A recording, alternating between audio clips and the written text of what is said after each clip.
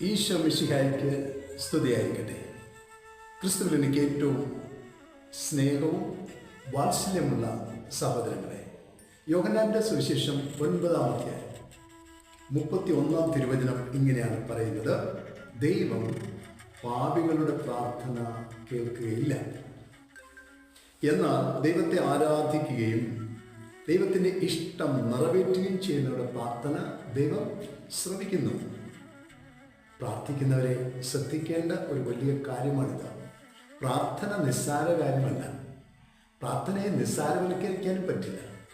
ഒരു സാധാരണ സംഭവമല്ല പ്രാർത്ഥന. ഒത്തിരിയേറെ ഒരുങ്ങേണ്ടിയിരിക്കുന്നു. പാപിയുടെ പ്രാർത്ഥന ദൈവം ശ്രമിക്കില്ല. അപ്പോൾ നമ്മളെപ്പോഴും പ്രാർത്ഥനയ്ക്കായിട്ടിരിക്കുമ്പോൾ നമ്മളിൽ പാപമില്ല എന്ന് ഉറപ്പുവരുത്തുക. 2, ദൈവത്തെ ആരാധിക്കാനായിട്ട് മടിയില്ലാത്തവരായിരിക്കണം.